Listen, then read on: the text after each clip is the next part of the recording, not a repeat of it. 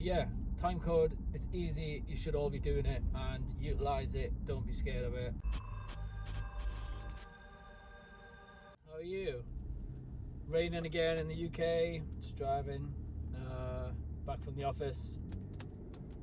Busy day today, recording new content and putting out some good designs, things like that, you know. So busy, even in this coronavirus climate.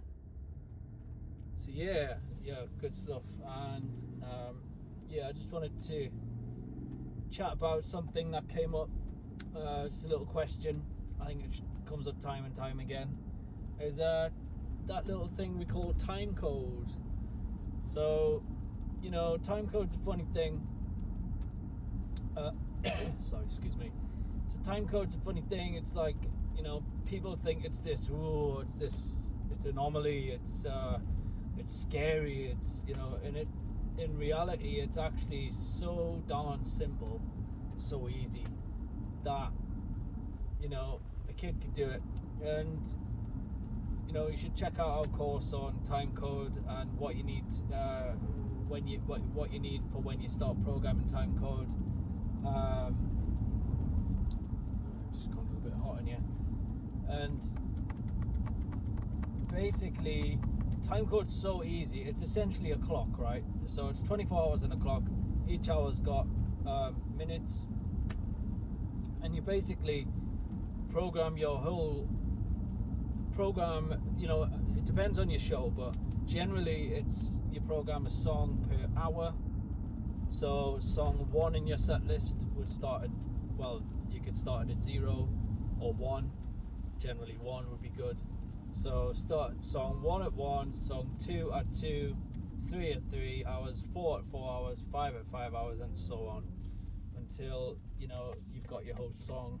And that gives you an hour, 60 minutes in your per song, which is obviously more than enough because a song doesn't last an hour. So, you know, you program that, and that separates it, that keeps everything nice and logical. But, you know, that's generally how we set ours up. And what happens is you have your artist or show will somehow send you time code. So that will come down from, say, for example, Ableton or some kind of other software that the band's running to run samples or something like that, and that can fire you out time code. So then you can take that into your lighting console and actually program your whole song, your whole show on timelines. So then it would play back absolutely perfectly, hit by hit, you know, beat by beat, in time, everything like that, and it would play back perfectly. So what this allows you to do, I mean, there's an argument of, oh yeah, it's cheating when you use time code, and a lot of like old timers and old guys in the industry will tell you that. But the thing is, when you're button bashing away and you're pressing buttons manually, you've only got so many fingers, so you can't do things that you can do with time code. You can't hit every hit. You can't represent every sound because you physically haven't got enough fingers to be able to press that many buttons at any one time.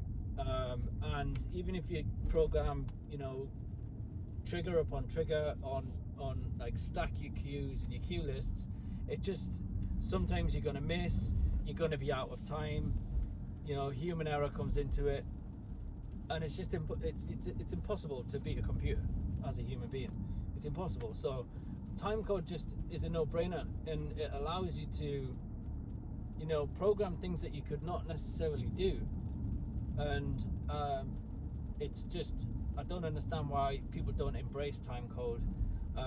But as I say, you have these people set in their ways because time code scares them, for one, when it's actually so simple in reality. And, you know, I was in that position at one point. It was like, oh, time code, I don't know what it is, I don't know what, you know, how to deal with it. And then actually when you learn it and you learn about it and you use it, you think, well, what the hell was I worried about? 'Cause it's so simple. And you know, desks like the Grand MA have made it so blooming easy now to program using timecode, that there's frankly no excuses why you shouldn't be using it, really. Because I mean, even if you still wanted to feel like you want to hit some cues manually, leave some stuff manually, because the MA allows you to actually have part of your show on timecode, and then run part of your show non-timecode. So the stuff which is actually getting your fingers mixed up, and you know that you just physically can't tap in time fast enough or something like that. Say if you're doing EDM or something like that, utilize timecode that way. So you know you could still have manual cues, you could still have manual triggers, but utilize timecode partially. But it's an amazing tool, and it's like it's a no-brainer for us. And you know, especially if we're doing shows that we're handing off to other people, and you know we can run the whole show on timecode, it's a no-brainer. We're going to put it on timecode, and you know it's just phenomenal for us. In every show that we do, we try to put on timecode, and if we don't want the whole thing on timecode, we want to feel like we want some manual input to the show, we'll leave that off the timecode. It's as simple as that. And again, the Grind MA allows you to do that. I don't understand why, personally. This is my preference. Anyone else would use a different console, because right now the MA is so far ahead of anything else in my eyes. I mean, I don't know everything about every other console, but it's just the ease of use and everything about the Grind MA that I like. And you know, we own them as well, so you know it's just a no-brainer for us. But equally, I do know a lot about other consoles, just not as in-depth as the MA. But yeah, timecode, it's easy, you should all be doing it, and utilize it, don't be scared of it. And yeah, that was another video from me, guys, and you'll probably hear from me again, so take care and see you soon. Bye, guys.